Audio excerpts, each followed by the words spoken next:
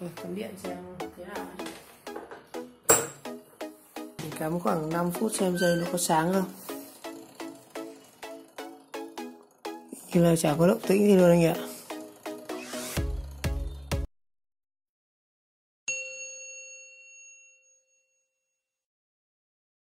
Rồi mình cắm điện xem quả có sáng không nhé.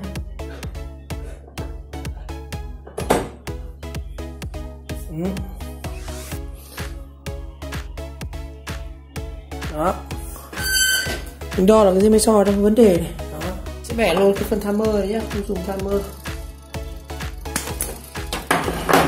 Nối trực tiếp là nguồn điện này.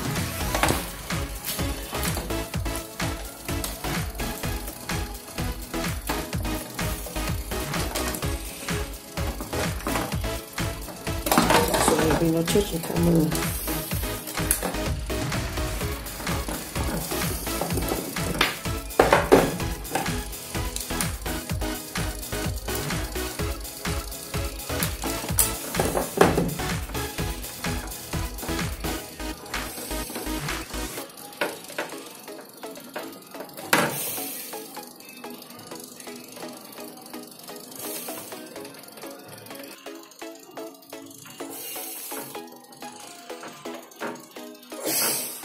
Rồi phần này thì mình đã bỏ vào cái phần công tắc của cái timer rồi.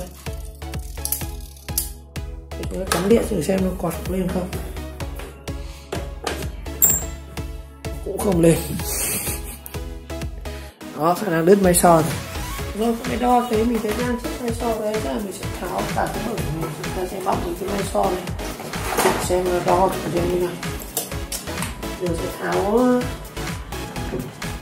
chụp này ra. Đó.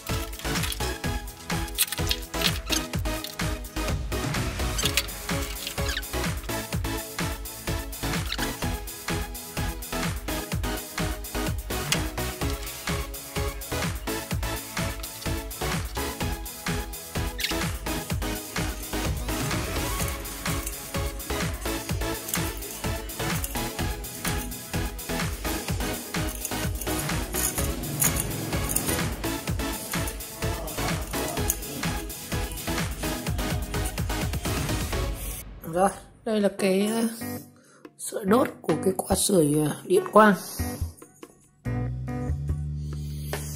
Đây hai cái cực của nó này. Khi chúng ta cấp nguồn điện 220 vào đây, một âm một dương vào đây, thì cái dòng điện nó sẽ đi trong sợi máy soi này. Đây, một đầu nó đây, bắt đầu này, điểm cuối thì nó ra đến đây, chính là cái này, và nó nối đến cực này.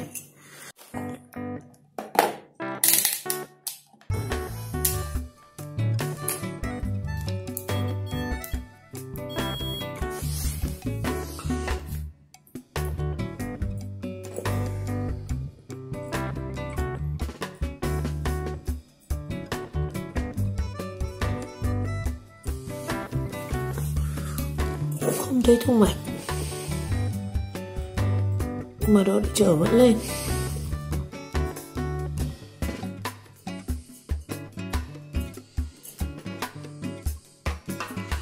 Chứ chắc là đứt rồi.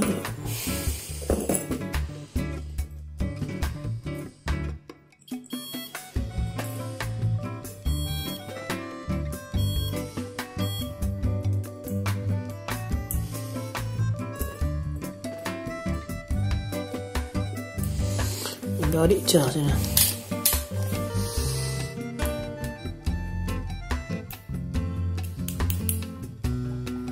Ồ, xì đá thế nhỉ.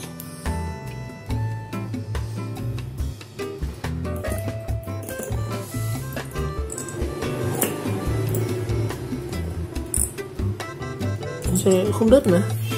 Mình sẽ găm thẳng một cái dây điện nối vào đây để chúng ta thử luôn xem dây có nóng hay không, có đỏ không như vậy.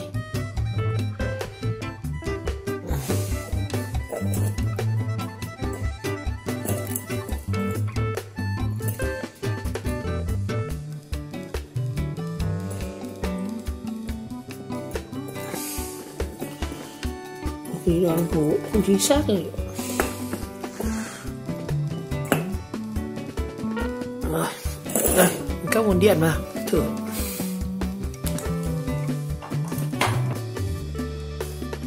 Ra xem nó bốc khói này.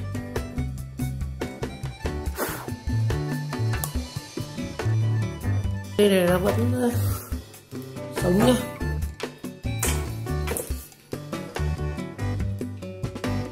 Mùi kinh quá. Rồi, dây này thử như vậy là sống nhá. Lúc nó đứt không bao giờ nó đỏ được nhé.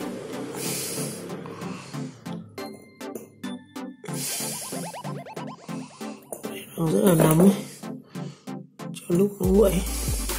Rồi, mình kiểm tra ở đây thì cắm điện thử thẳng điện 220 vào thì thấy dây vẫn nóng đỏ. Đó, không sao. Kiểm tra lại xem các cái đầu nối này.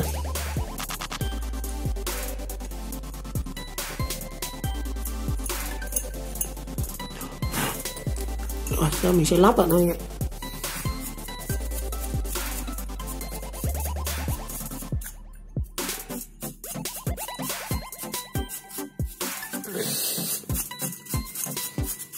Nếu mà đứt thì chúng ta mua, chúng ta thay thôi.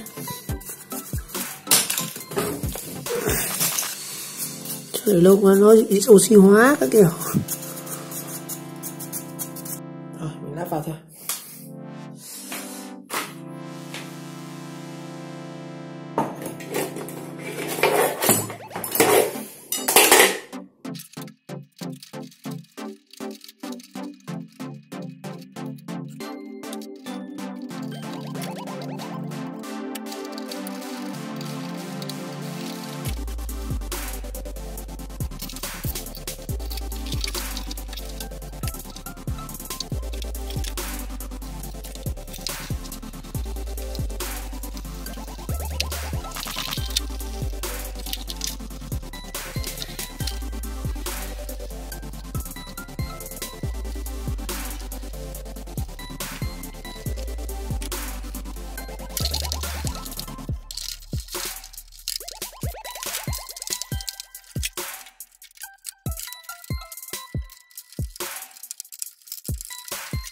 Rồi, ở cái phần bộ điều khiển này thì mình sẽ bỏ cái phần này.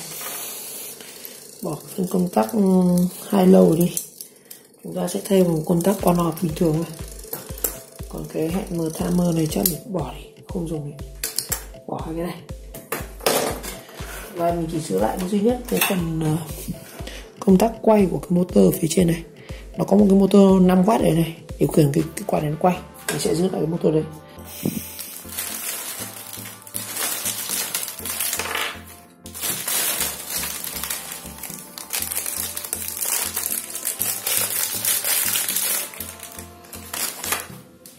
Mình sẽ dùng một công tắc tròn này.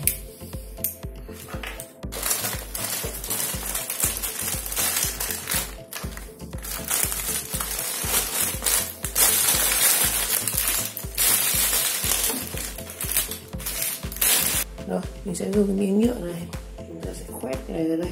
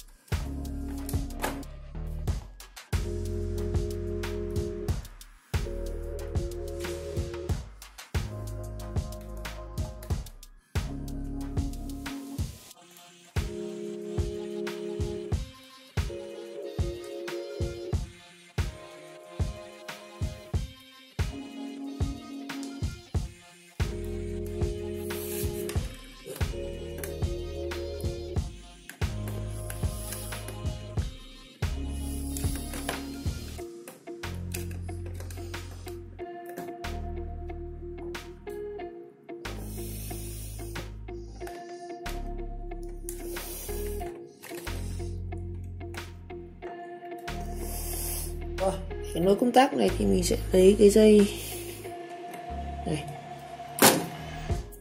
sẽ đấu hai cực vào đây.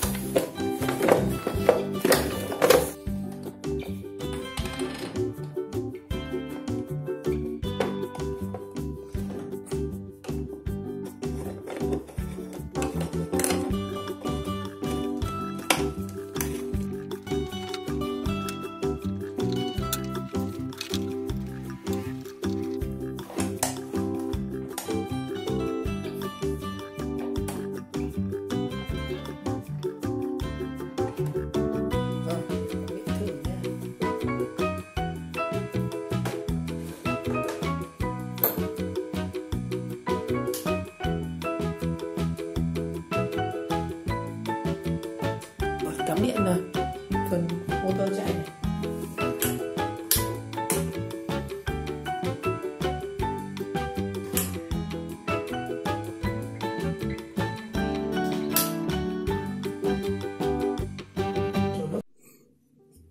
Đấy, chờ tùng nó sẽ nóng lên này. Vậy như thế sẽ phải so bắt đầu nó nóng đỏ lên này. Đó, chạy rồi.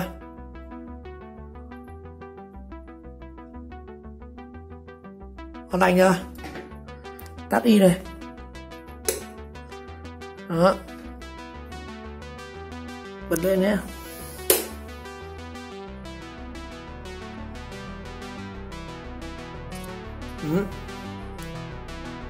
Mình sẽ dán lên một cái nốt ở đây để cho mọi người không biết là các bạn nghĩ cái này thì nó không có tác dụng.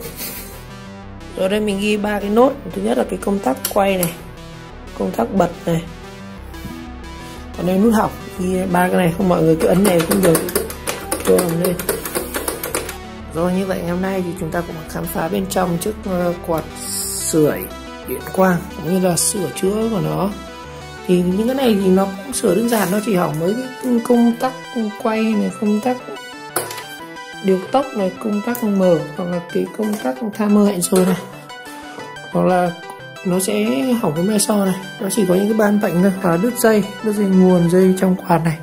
Rồi lần nữa cảm ơn các bạn đã theo dõi video clip, và nếu thấy video hay mình nghĩ các bạn nhớ like, subscribe kênh và chờ đón các video tiếp theo.